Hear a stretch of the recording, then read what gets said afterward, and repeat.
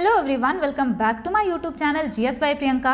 और आज मैं आपके लिए एक नई वीडियो लेकर के आई हूँ जीके स्ट्रैटेजी को लेकर, क्योंकि आप सभी को पता है कि एसएससी सीजीएल का जो कैलेंडर है वो रिलीज हो चुका है। एसएससी सीजीएल नहीं, एसएससी का जो कैलेंडर है ना वो रिलीज हो चुका है।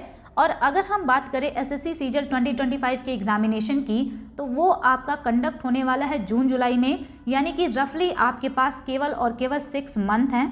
अगर मैं बात करूं सीएचएसएल एग्जामिनेशन की, तो वो जुलाई एंड अगस्त में होने के चांसेस हैं 2025 में, तो रफली आपके पास 6 मंथ है।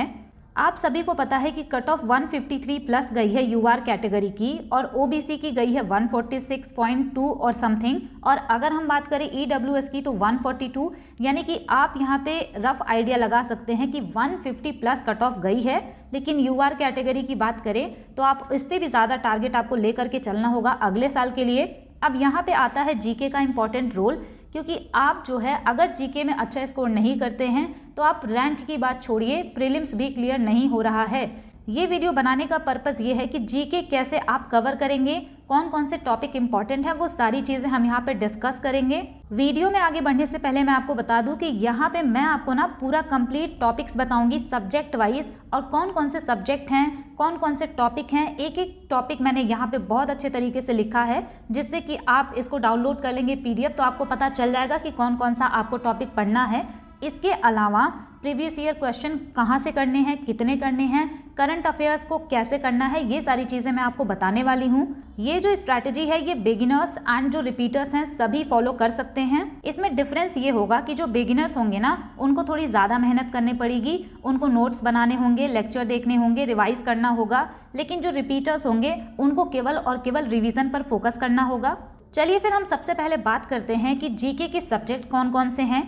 History, polity, geography, current affairs, physics, chemistry, biology, इतने सब्जेक्ट हैं जीएस में। इसमें से अगर हम वेटेज की बात करें तो सबसे ज़्यादा वेटेज इस बार रहा था हिस्ट्री का, और अगर हम साइंस वाले सब्जेक्ट में बात करें तो सबसे ज़्यादा वेटेज रहा है बायो का, उसके बाद केमिस्ट्री, फिजिक्स का सबसे कम वेटेज था। अगर हम बात करें पॉलिटी एंड जियोग्राफी का, तो जो पॉलिटी है इसका वेटेज इकोनॉमिक्स से भी कम था। इसमें 93 क्वेश्चन थे, इसमें 83 क्वेश्चन ही पूछे गए थे। जियोग्राफी में 107 क्वेश्चन, हिस्ट्री में 153 क्वेश्चन, स्टैटिक जीके से 194 क्वेश्चन पूछे गए थे। यहाँ पे जो सब्जेक्ट है ना उनका वेटेज डिपेंड करता है एग्जामिनर पे कि किसका वेटेज कितना ज़्यादा रहेगा। लेकिन अगर हम साइंस में बात करें तो वहाँ पे बायो का जो वेटेज है वो सबसे ज़्यादा रहता है। नेक्स्ट हम बात करते हैं सब्जेक्ट वाइज जो टॉपिक्स हैं, कौन कौन से आपको पढ़ने हैं। यहाँ पे सबसे पहला है पॉलिटी। पॉलिटी की अगर हम बात करें ना तो इसमें सबसे पहला टॉपिक आता है making and source of constitution. इसका मतलब होता है जब कॉन्स्टिट्यूशन बन रहा था तो कॉन्स्टिट्यूएंट असेंबली में कौन कौन से मेंबर थे, उस टाइम पे कौन कौन सी कमेटी बनी थी, इंटरिम गवर्नमेंट जो फॉर्म हुई थी उसमें किसको कौन सा पोस्ट मिला था, सोर्स ऑफ कॉन्स्टिट्यूशन यानी कि कौन सा फीचर कहाँ से लिया गया है, इस पे भर भर के क्वेश्चन पूछे गए हैं। नेक्स्ट यहाँ पे आपको इसके ड्यूल्स एंड प्रियम्बल के बारे में कुछ चीज़ें याद रखनी है। प्रियम्बल पे बहुत सारे लोगों ने कमेंट किया है कि प्रियम्बल आइडेंटिटी कार्ड है कॉन्स्टिट्यूशन का, तो इस तरह के क्वेश्चन भी पूछे जाते हैं। Fundamental rights most important. जो भी फंडामेंटल राइट्स है ना वो केवल आपको आर्टिकल नहीं बल्कि उनका जो सब आर्टिकल है ना वो भी पूछा जा रहा है। Directive principle of state policy बहुत ज़्यादा इंपॉर्टेंट है।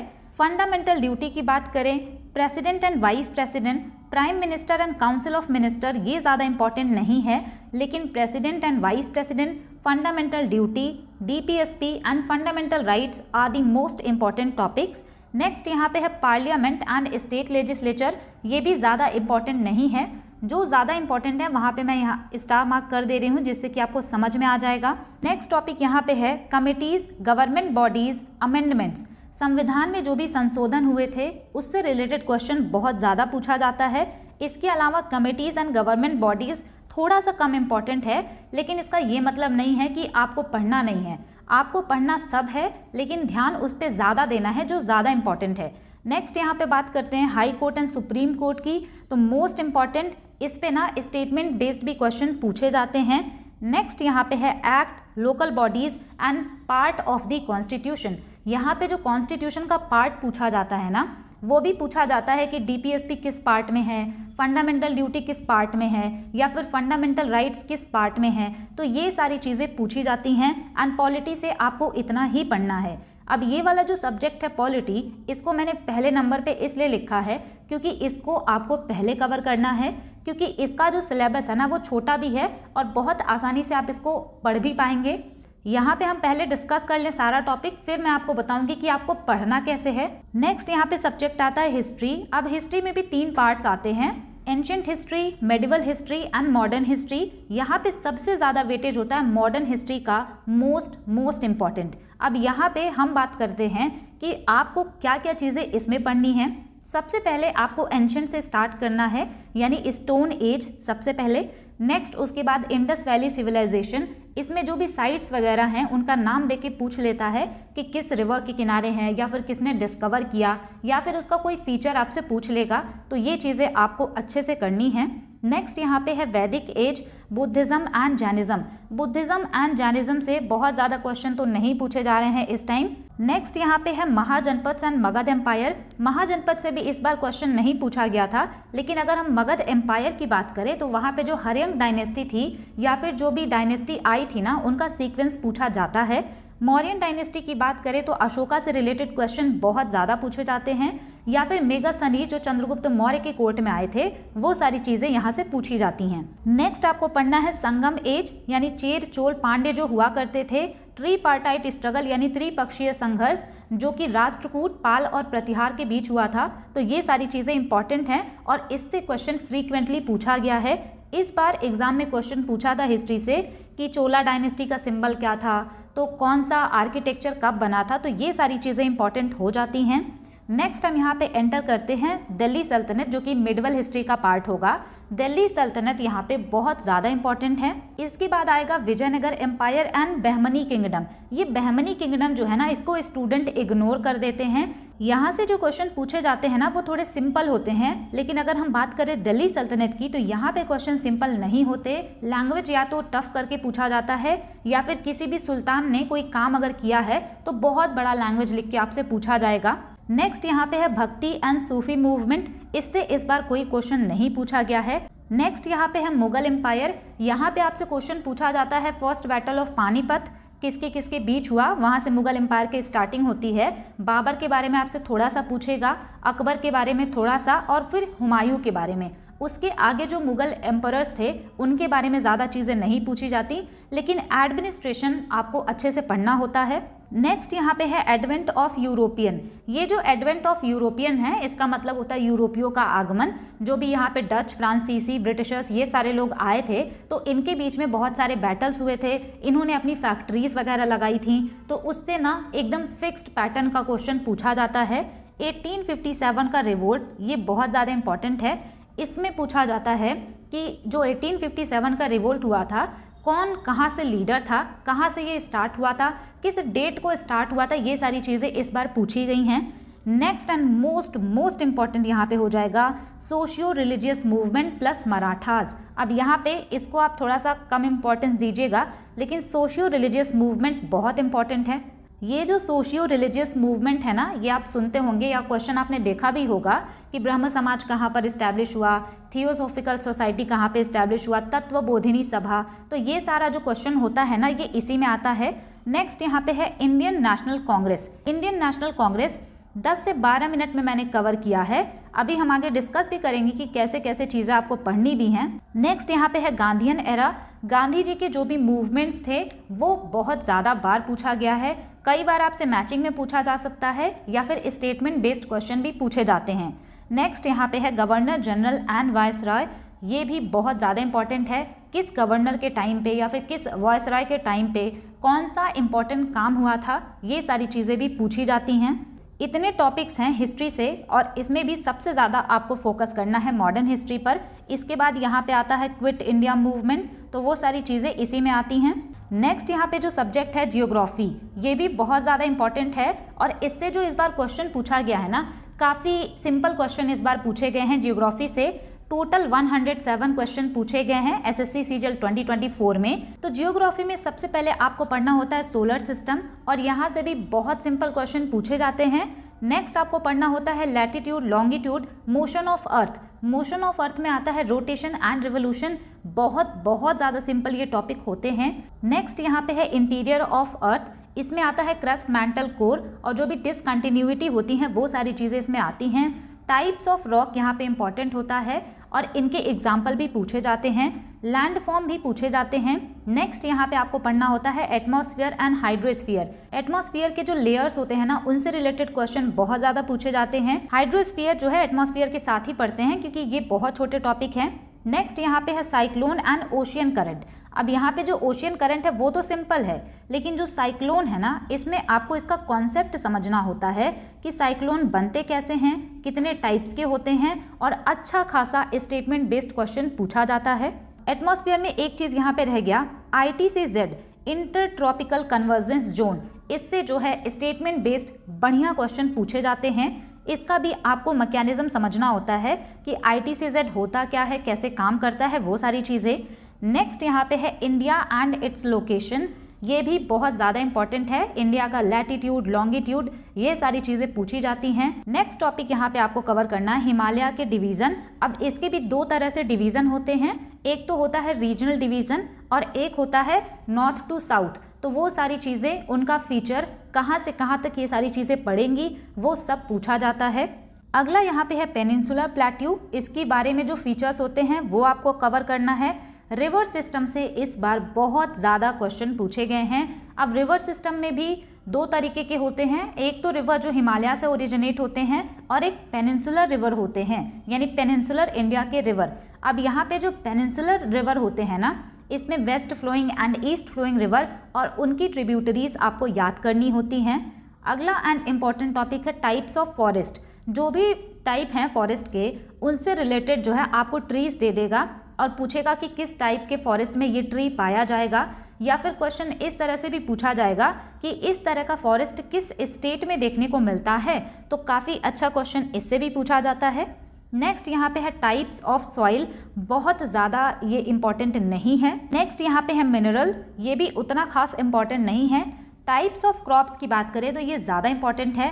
नेक्स्ट आपको पढ़ना होता है वर्ल्ड मैप। कुछ इंपॉर्टेंट लोकेशन जैसे कि स्ट्रेट वगैरह पूछी जाती हैं। इतने टॉपिक्स हैं ज्योग्राफी में और ये टॉपिक्स बहुत ही ज़्यादा सिंपल होते हैं। नेक्स्ट यहाँ पे है फिजिक्स। फिजिक्स में जो भी चीज़ें पढ़नी होती हैं ना, वो बहुत कम पढ़नी होती हैं। इसका वेटेज बहुत कम होता है। अब यहाँ पे जो मैंने रेड कलर का लिखा है ना, इसका वेटेज सबसे ज़्यादा रहता है। हमने जो CHSL 2022 का मेंस का जो एग्ज़ाम हुआ था, उसका सोल्यूशन किया था, PYQ 2023 का भी किया था, तो वहाँ पे सबसे ज़्यादा वेटेज था। यूनिट से रिलेटेड क्वेश्चन पूछे जाते हैं। मैग्नेटिक फील्ड की भी यूनिट्स वगैरह पूछी जाती हैं, या फिर स्टेटमेंट बेस्ड इससे अच्छा क्वेश्चन भी पूछा जाता है। मोशन आपको पढ़ना है, इनके लॉस पढ़ने हैं, फोर्सेस आपको पढ़ना है। नेक्स्ट यहाँ पे है ग्रेविटेशन। ग्रेविटेशन में यूनिवर्सल ग्रेविटेशनल कांस्टेंट वगैरह भी पढ़ना होता है। रिफ्लेक्शन एंड रिफ्रैक्शन क्या होता है। नेक्स्ट यहाँ पे है mirror and lens, most important. इनमें ना क्वेश्चन आपसे पूछा जाएगा कि कोई भी ऑब्जेक्ट अगर यहाँ पे रखा है, यानी कि फोकस पे रखा है, या फिर बियॉन्ड सी रखा है, तो कहाँ पे उसका इमेज बनेगा और इनके यूजेस क्या क्या हैं, इससे क्वेश्चन पूछे जाते हैं। नेक्स्ट यहाँ पे ह्यूमन आई आपको पढ़ना होता है। इलेक्ट्रिसिटी एंड साउंड वेव, ये भी इम्पॉर्टेंट है। नेक्स्ट हम बात करते हैं केमिस्ट्री की। यहाँ पे सबसे इम्पॉर्टेंट जो होता है वो होता है पीरियोडिक टेबल। पीरियोडिक टेबल में जो ग्रुप्स होते हैं उनको क्या कहते हैं, ये सारी चीज़ें भी पूछी जाती हैं। नेक्स्ट यहाँ पे है metal and non metal and alloys, इससे भी क्वेश्चन पूछे जाते हैं। नेक्स्ट यहाँ पे है गैसियस लॉज, जिसमें कि गैलुसेक लॉ आता है, एवोगाड्रोस लॉ आता है, ये सारी चीज़ें पूछी जाती हैं। Acid based salt. नेक्स्ट यहाँ पे chemistry in everyday life and matter से रिलेटेड क्वेश्चन पूछे जाते हैं। Next and most important part जो है बायोलॉजी है, और इससे तो बहुत ज़्यादा क्वेश्चन पूछे गए हैं और काफ़ी अच्छे लेवल के भी क्वेश्चन पूछे जाते हैं। बायोलॉजी का पहला टॉपिक आपको कवर करना होता है cell and cell division, plant kingdom, animal kingdom, tissues और उसके types, nervous system, digestion, respiration and excretion, vitamins and deficiency diseases भी पूछी जाती हैं। और यहाँ पे विटामिन की डिफिशियंसी से होने वाले डिजीज़ तो पूछे ही जाते हैं, लेकिन बैक्टीरिया, वायरस, इन सब से होने वाले डिजीज़ भी पूछे जाते हैं। नेक्स्ट यहाँ पे है न्यूट्रिशन। यहाँ पे ये जो बायोलॉजी है ना, इसके कॉन्सेप्ट क्लासेस मैंने स्टार्ट किए हैं और इनमें मैंने पढ़ा दिया है cell, cell division, plant kingdom, animal kingdom, tissue and its type. तो इतना जो है मैंने कवर कर दिया है अपने चैनल पे। With previous year question. आप उसको जाके अच्छे से देख के नोट्स बना सकते हैं, या फिर अगर आप नोट्स नहीं बनाना चाहे तो आप मेरे टेलीग्राम चैनल से जाके PDF भी डाउनलोड करके पढ़ सकते हैं, जिससे कि आपका टाइम बचेगा और वो टाइम आप दूसरे सब्जेक्ट को दे पाएंगे।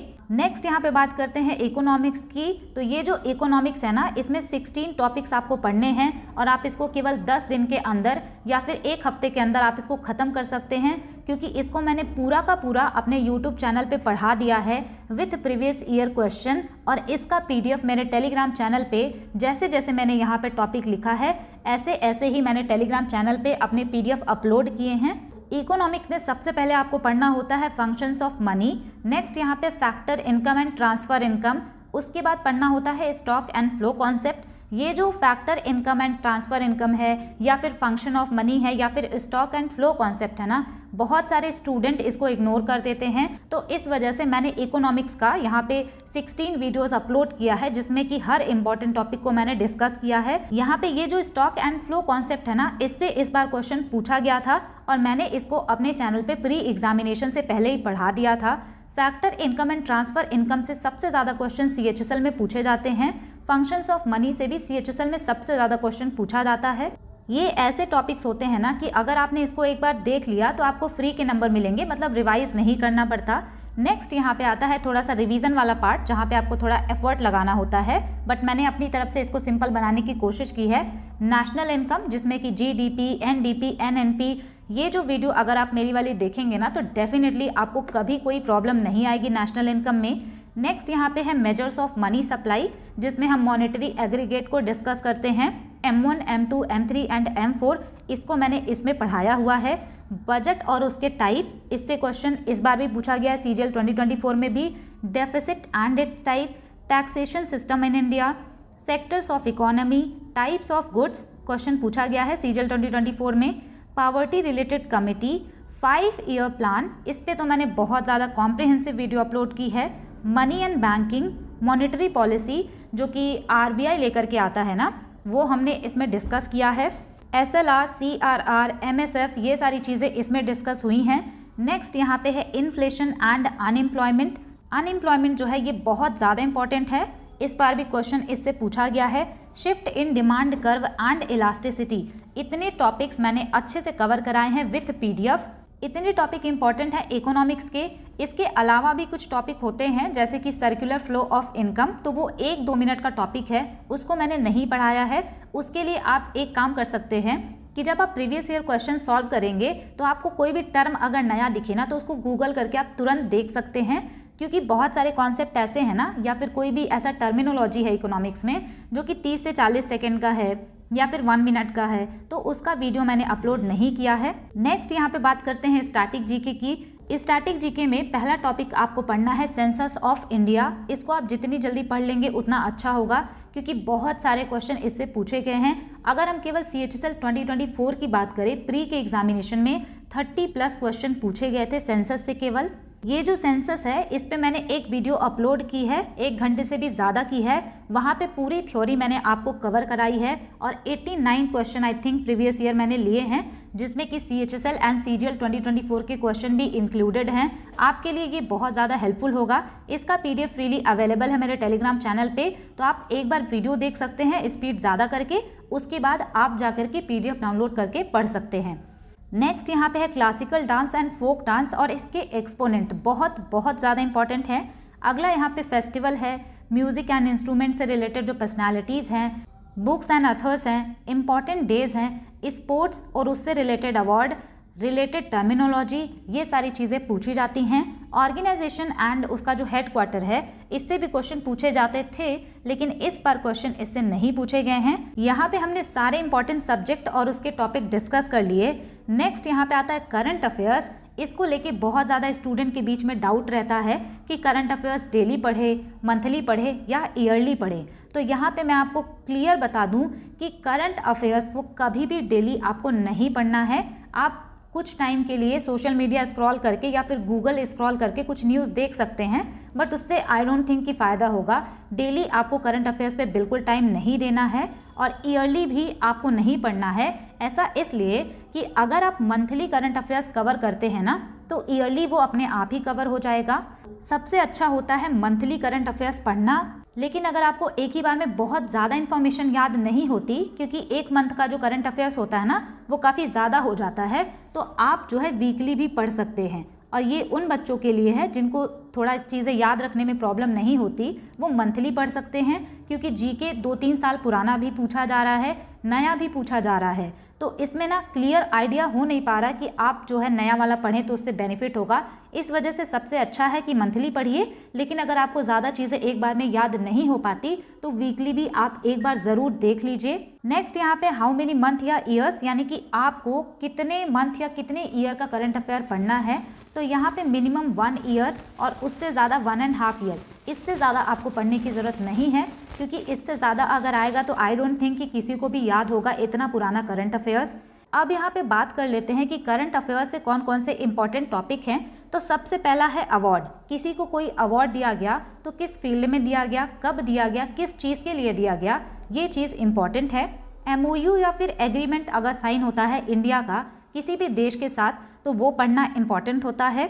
नेक्स्ट यहाँ पे है स्पोर्ट। इससे रिलेटेड ये चीज़ें पूछी जाती है ना कि जैसे खेलो इंडिया यूथ गेम हुआ तो इसका आपसे मैस्कॉट पूछ लेगा, लोकेशन पूछ लेगा, किस नंबर का था ये पूछ लेगा, मेडल वगैरह किसको किसको मिले, कौन जीता, ये सारी चीज़ें पूछी जाती हैं। डिफेंस एक्सरसाइज जो है इसका वेटेज थोड़ा सा कम हुआ है, इसमें वही एक्सरसाइज पूछे जाते हैं जो कि इंडिया में कंडक्ट होते हैं, या फिर अगर बहुत इंपॉर्टेंट एक्सरसाइज होते हैं तो वो पूछा जाता है। स्कीम सेंटर या स्टेट की जो होती है वो बहुत ज़्यादा इंपॉर्टेंट होती है। रैंक एंड रिपोर्ट, उसके बाद है सबमिट। कोई भी सबमिट कहाँ पर हुआ, उसका लोकेशन, किस नंबर का वो सबमिट था, ये भी पूछा जाता है। नेक्स्ट यहाँ पे है बुक्स एंड अथर। अब आप सोचेंगे कि ये वाला हमने स्टैटिक जीके में डिस्कस किया, तो स्टैटिक जीके में जो हमने डिस्कस किया था वो पुराने बुक्स एंड अथर्स की बात हो रही है। यहाँ पे बुक्स एंड अथर्स का मतलब है कि अगर किसी ने नई बुक रिलीज़ की है, उसके राइटर कौन है, वो सारी चीज़ें आपको देखना होता है।